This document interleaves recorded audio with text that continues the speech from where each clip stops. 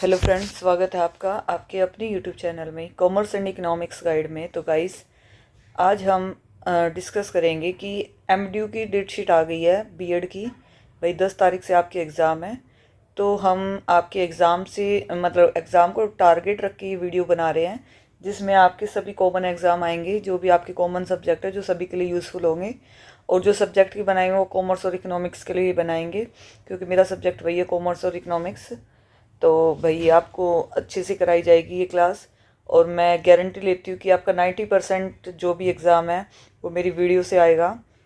मेरा कोई paid course नहीं है, ना कोई वैसा कोर्स है, क्योंकि लोगों का मिथ होता है कि यूट्यूब पे अच्छा कंटेंट नहीं मिलता। जो कोई अगर अच्छा कंटेंट दे रहा है, फुल वीडियो दे रहा है, तो वो क्या कर रहा है, अपने कोर्स को बेच रहा है, वो अपने कोर्स पे ले आता है। लेकिन नहीं, जो कोर्स में आपको मिलता है, जो पेड करके जो चीज़ मिलेगी, वो चीज़ आपको फ्री ऑफ कॉस्ट यहाँ पे मिलेगी।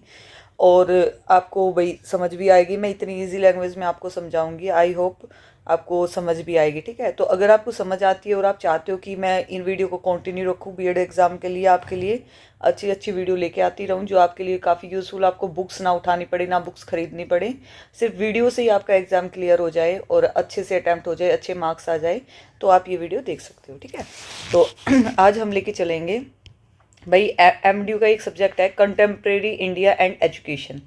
ठीक है, इसकी आईडी है 17102।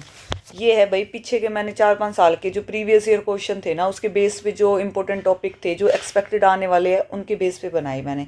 तो फर्स्ट हमारा right to education, RTE act 2009। तो भाई आरटी में क्या आता है, आरटी कहता है कि जो 6 से 14 साल के जो बच्चे हैं ना, उनके लिए क्या करो, फ्री और कंपलसरी एजुकेशन है। ठीक है, किसी भी बच्चे को स्कूल में फेल या ड्रॉप आउट नहीं किया जा सकता। भाई कोई मतलब इस साल इसके बीच के ना तो फेल किए जाएंगे, ना उनको ड्रॉप आउट करना है।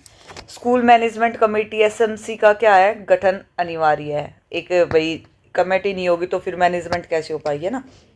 प्राइवेट स्कूल में क्या चाहिए, 25% सीट्स किसकी होगी, ईडब्ल्यूएस, जो गरीब बच्चे हैं, ठीक है, उनके लिए रिजर्व होगी। हर प्राइवेट स्कूल जितने भी होंगे अच्छे स्कूल, क्योंकि गरीब बच्चा क्या है, वो सोचता है कि भाई मैं भी अच्छे स्कूल में पढ़ाना चाहता हूँ, लेकिन वो गरीबी के कारण नहीं पढ़ा पाता, तो गवर्नमेंट ने स्कीम लगा रखी है, 25% सीट होगी। ठीक है, रिजर्व होगी।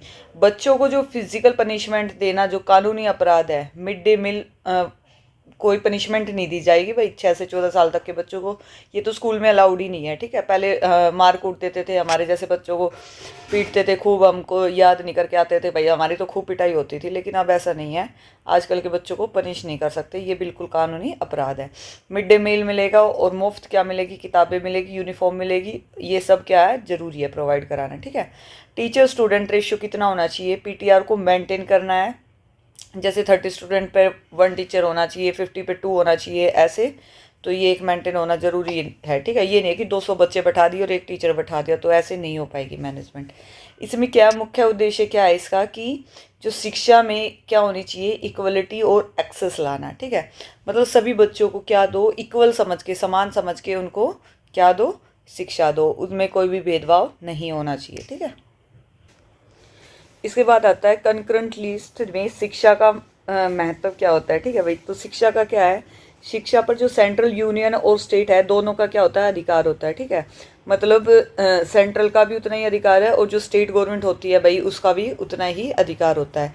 इससे क्या होता है, शिक्षा में एकता, मतलब यूनिफॉर्मिटी बनी रहती है। मतलब भाई जैसे स्टेट में भी वही शिक्षा, जैसे एनसीईआरटी होती है, तो स्टेट एजुकेशन लेते हैं, जो स्टेट में बच्चे पढ़ते हैं उनके लिए भी वही एजुकेशन है, और जो आपकी नेशनल लेवल पे, मतलब मान लो सेंट्रल में या दिल्ली वगैरह में है, वो वहाँ पे भी वही सिलेबस रखा जाता है, तो सबके सामने एकता होती है। ठीक है, नेशनल पॉलिसीज़ होती है, एनईपी को क्या करते हैं, देश भर में लागू करना आसान होता है।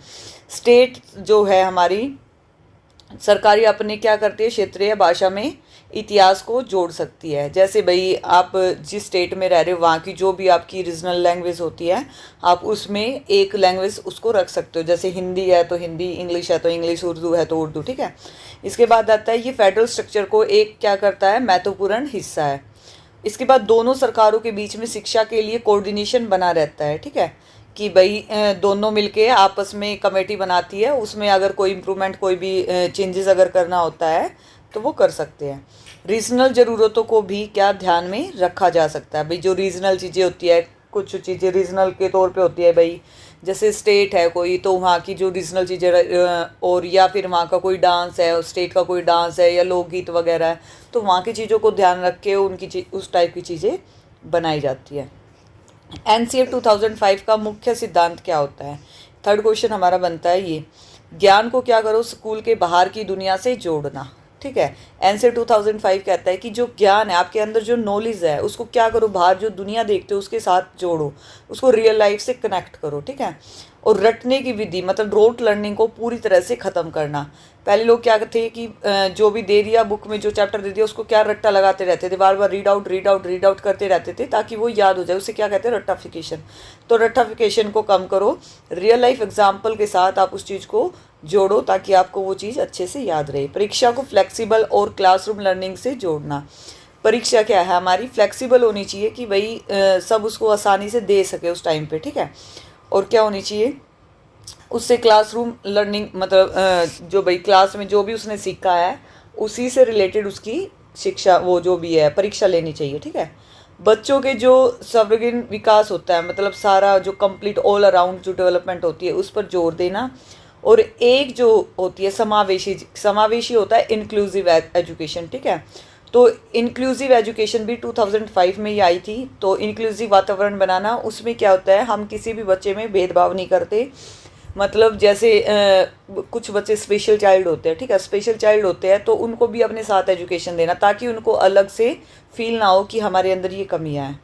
टीचर को क्या बनाना है? एक फैसिलिटेटर के रूप में देखना होता है। ठीक है, करिकुलम का भाषा और संस्कृति के अनुकूल बनाना। करिकुलम में सिर्फ पढ़ाई नहीं होती है, आपकी सारी अदर एक्टिविटीज़ भी होती है जो भी स्कूल्स में कराई जाती है।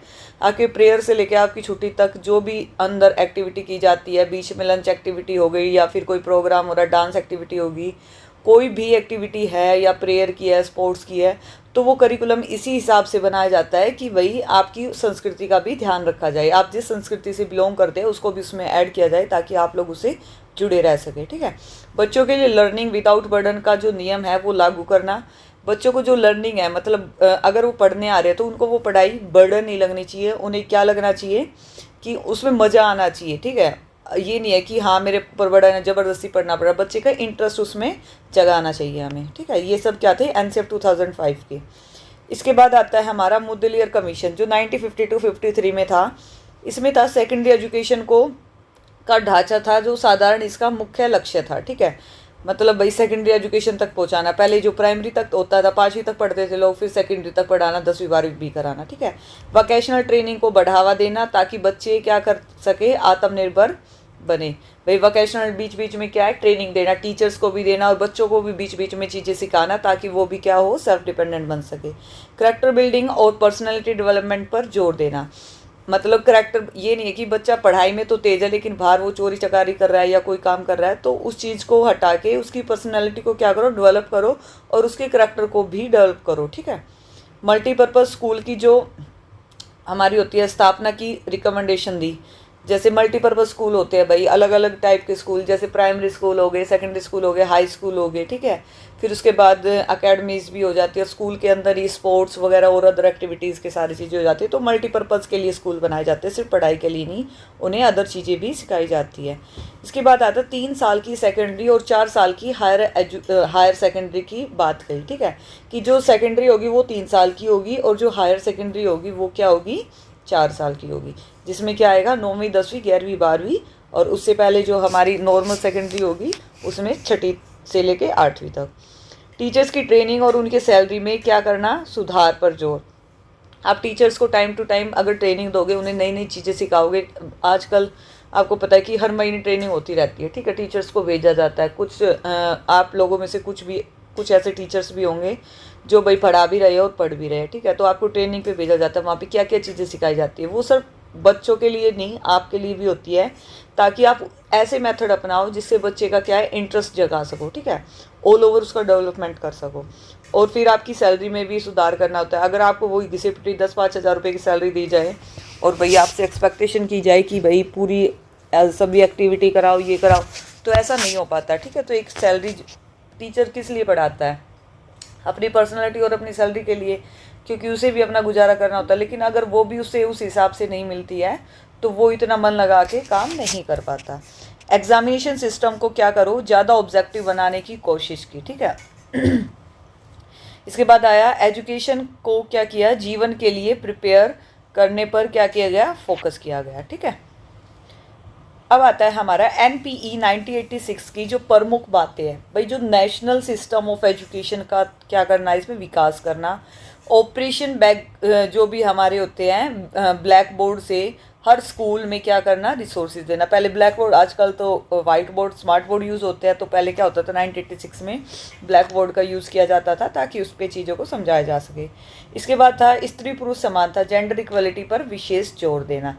भाई ये नहीं है कि लड़की को कम पढ़ाएंगे लड़के को कम ज़्यादा पढ़ाएंगे, ऐसा कुछ नहीं है, सबको इक्वल, या फिर टीचर लड़का ही होगा या टीचर लड़की ही होगी, ऐसा नहीं होगा। तो जेंडर इक्वलिटी पर जोर दिया गया था। वोकेशनल एजुकेशन का जो स्कूल लेवल पर लाना, जो वोकेशनल एजुकेशन होती है जैसे कुछ वोकेशनल एजुकेशन ऐसी होती है भाई, जैसे रेगुलर कोई बच्चा नहीं पढ़ पाता, ठीक है, वो किसी भी कारण से नहीं पढ़ पा रहा है, या फिर उसके पेरेंट्स कहीं कहीं अलग अलग स्टेट में जाके काम करे, तो उसको वोकेशनल एजुकेशन का भी ऑप्शन होता है कि आप वो कर सकते हो, ठीक है।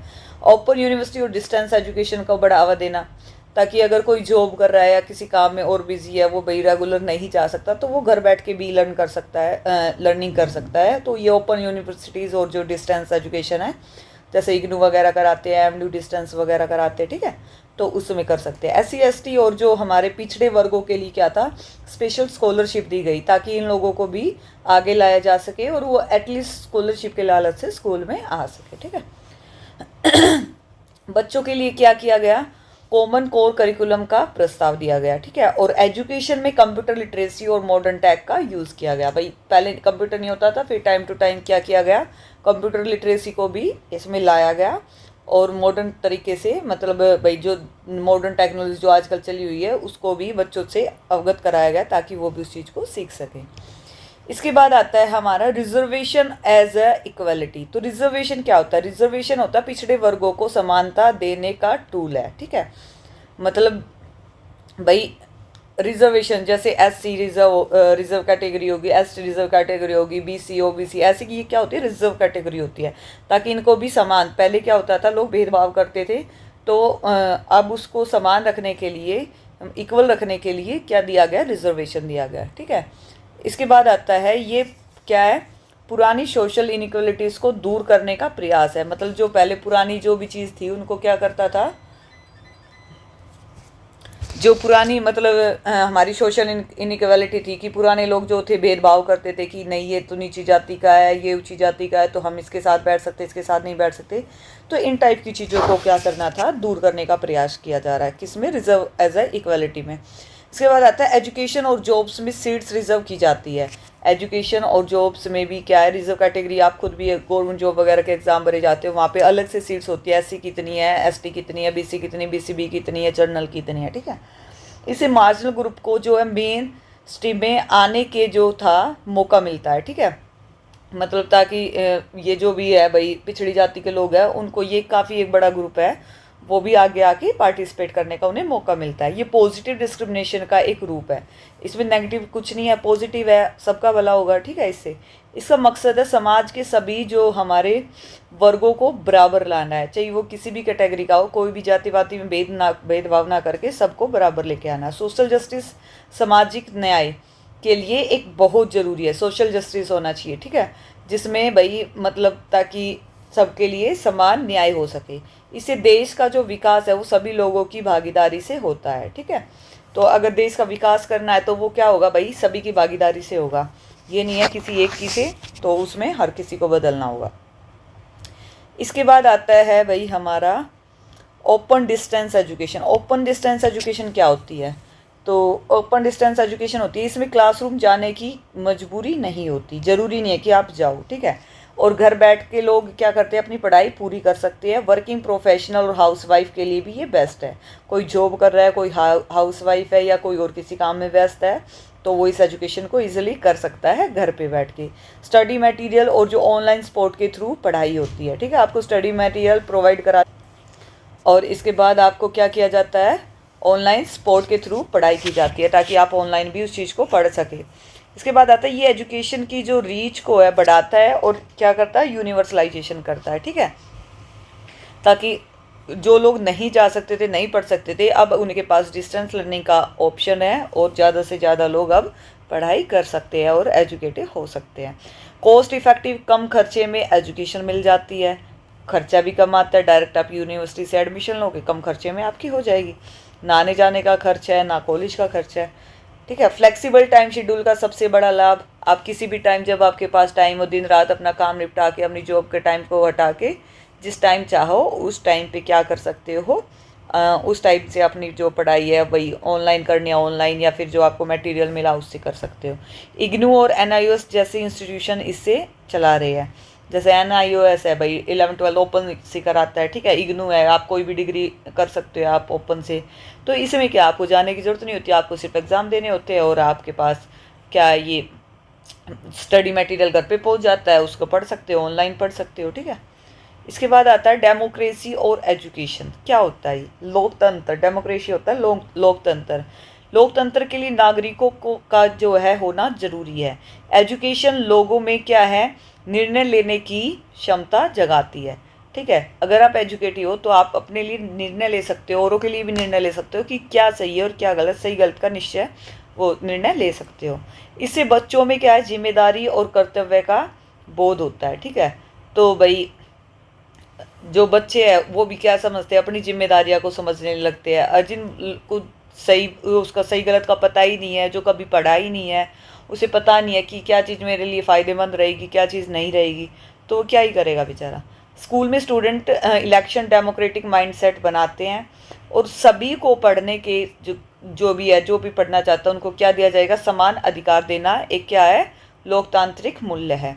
एजुकेशन से देश के प्रति देशभक्ति बढ़ती है और टॉलरेंस मतलब सहनशीलता जो होती है हमारी, सहन शक्ति जो होती है हमारी, वो क्या होती है, सेक्युलरिज्म को बढ़ावा देना, ठीक है। टॉलरेंस की शक्ति, पावर शक्ति बढ़ जाती है। एक एजुकेटेड पर्सन से लड़ाई करके देखना और एक अनपढ़ लोग से पढ़ाई करके देखना, ठीक, लड़ाई करना, जो एजुकेटिव होगा वो लड़ाई करेगा ही नहीं, ठीक है। वो चीज़ों को समझेगा कि नहीं, ठीक है, ये चीज़ मेरे फ़ायदेमंद नहीं है, तो उसको इग्नोर कर देगा। तो ये फ़र्क हो जाता है। इन्फॉर्म सिटीज़न ही एक स्ट्रॉन्ग डेमोक्रेसी चला सकता है, ठीक है। इसके बाद आता है कल्चर और एजुकेशन। कल्चर और एजुकेशन क्या होता है? एजुकेशन जो है हमारा परम पूर्ण क्या होता है, जो भी हमारी परंपरा होती है और संस्कृति होती है उनको क्या करता है, संरक्षण करता है, ठीक है। और इसके जरिए हम नेक्स्ट जनरेशन को वैल्यूज सिखाते हैं, सांस्कृतिक विरासत को समझने में मदद मिलती है। ये सब कल्चर एजुकेशन है, ठीक है। अपनी जो संस्कृति होती है उससे जुड़े रहने के लिए भाई, और जनरेशन को हम क्या सिखाएंगे, वैल्यू सिखाएंगे, संस्कृति कल्चर की वैल्यू करना, कि क्या परंपराएं चलती आ रही, क्या संस्कृति चलती आ रही है, जो अच्छी होगी, जो भाई सबके लिए बेटर होगी, सबके लिए बेनिफिशियल होगी, उसको चलाए रखेंगे। कुछ ऐसी बुरी परंपराएं भी होती है जो गलत होती है, लोगों के लिए गलत साबित होती है, उनको हटा देंगे हम, ठीक है, और चेंज कर देंगे, ठीक है। स्कूल में फेस्टिवल मनाना संस्कृति को जीवित रखता है। स्कूल में याद होगा, हम भी स्कूल में दिवाली, होली, सारी चीज़ें सेलिब्रेट करते हैं। आजकल तो सब एक्टिविटीज़ में सब कुछ कराया जाता है, एक एक फेस्टिवल एक्टिविटीज़ में कराया जाता है ना। मॉडर्न एजुकेशन और संस्कृति का बैलेंस जरूरी है। आप मॉडर्न हो, मॉडर्न एजुकेशन सीखो, कोई बुराई नहीं है, लेकिन अपनी संस्कृति को भी जोड़े रखो, ठीक है। एजुकेशन से हम अपनी रूट्स और आइडेंटिटी को जानते हैं, जो हमारी रूट्स, जो हमारे भाई बचपन से हम जो चीज़ें देखते आ रहे हैं उस चीज़ को जीवित रखना। सोशल जो भी होते हैं हमारे चॉइसन, वो क्या होती है, यूनिटी बनाए रखने में हेल्प मिलती है इससे, जो भी हमारी होती है, ठीक है। सांस्कृतिक विविधता का सम्मान करना सिखाता है, क्या, कौन, कल्चर की एजुकेशन। इसके बाद आता है role of teacher in universalisation. क्या होता है एक टीचर का रोल? भाई यूनिवर्स में टीचर का रोल होता है, टीचर हर बच्चे को स्कूल तक लाने में गाइड है, ठीक है। एक गाइड का काम करता है, एक टीचर है, वो भाई समझाएगा स्कूल में आओ, आप एडमिशन लो, आपके लिए ये फ़ायदा ये है। पेरेंट्स को पढ़ाई के फ़ायदे बताकर क्या करेगा, वो मोटिवेट करेगा। स्कूल ड्रॉप आउट रोट को कम करने की जिम्मेदारी किसकी है, टीचर की है। बच्चे की इंटरेस्ट के हिसाब से टीचिंग मेथड अपनाना, ये भी टीचर का काम है। इसके बाद स्कूल के जो वातावरण को क्या है, सेफ और वेलकमिंग बनाना, ये भी टीचर का काम है। इसके बाद समुदाय जो कम्युनिटी है के साथ कनेक्शन बनाना, ये भी क्या है, टीचर का काम है, ठीक है। तो एक टीचर जो अपना रोल यूनिवर्स में निभाता है, तो ये काम करता है, हर बच्चे की अलग ज़रूरतों को समझता है और उसको सपोर्ट करता है। एजुकेशन को सिर्फ सिलेबस तक नहीं रखता, उसकी ज़िंदगी से भी जोड़ता है। तो ये एक टीचर का रोल होता है, ठीक है। तो भाई ये हमारे 10 इम्पोर्टेंट क्वेश्चन थे। ये पार्ट 1 था, और मैं मतलब 2-3 क्लास और लूँगी जिसमें मैं मोस्टली ऑलमोस्ट सारे क्वेश्चन कराने की कोशिश करूँगी, ठीक है, ताकि आपके अंदर भी एक कॉन्फिडेंस आ जाए, आपको एक वीडियो देख के ये ना लगे कि हाँ इससे क्या ही होगा, तो आप शायद भाई सिक्योर फील ना करो। इसलिए मैं ज़्यादातर जितने भी मोस्ट इंपॉर्टेंट क्वेश्चन बनेंगे प्रीवियस बेस पे, मैं सभी क्वेश्चन के टॉपिक है वो सॉल्यूशन के साथ लेके आऊँगी। पर उसके लिए मेरे को आपको बताना होगा कि आपको ये वीडियो कितनी पसंद आ रही है, आप इस टाइप की चाहते हो, कुछ चेंजेस चाहते हो, या इंग्लिश में चाहते हो, हिंदी मीडियम में चाहते हो, तो प्लीज़ कमेंट करके बताना अगर आपको समझ में आ रही है, या फिर मैं और थोड़ा सा एक्सप्लेन करूँ, क्योंकि जब तक आप बताओगे नहीं आपको किस टाइप की चीज़ें चाहिए, किस टाइप की रिक्वायरमेंट है, तो मैं कैसे बनाऊँगी, ठीक है। तो आई होप आपको पसंद आई होगी, और ऐसी वीडियोस के लिए मैं गारंटी देती हूँ, मैं आपकी पूरी बीएड के एग्ज़ाम में आपको बुक उठाने की ज़रूरत नहीं पड़ेगी, मैं ऐसी तैयारी कराऊंगी आपकी। तो उसके लिए आपको चैनल को भाई लाइक शेयर सब्सक्राइब करना पड़ेगा, सपोर्ट करना पड़ेगा, ठीक है, और कमेंट करने पड़ेंगे। और सब्सक्राइब करोगे और बेल आइकन को ऑन कर लेना, जो भी नई वीडियोस डालूंगी वो फर्स्ट आपके पास आ जाएगी, ठीक है। तो थैंक यू वेरी मच, जो आपने भाई ये वीडियो देखी, अगर पसंद आई है तो लाइक शेयर सब्सक्राइब करना, और मुझे बताना कैसी लगी, और कि नेक्स्ट किस टॉपिक पे चाहिए ये भी बताना, ठीक है। मैं एक वीडियो डालूंगी किस टाइप से आपको एग्जाम पैटर्न जो भी है आपका, कैसे अटैम्प्ट करना है, कैसे क्या करना है, कैसे 80% प्लस मार्क्स लेके आने हैं, ठीक है। Thank you very much.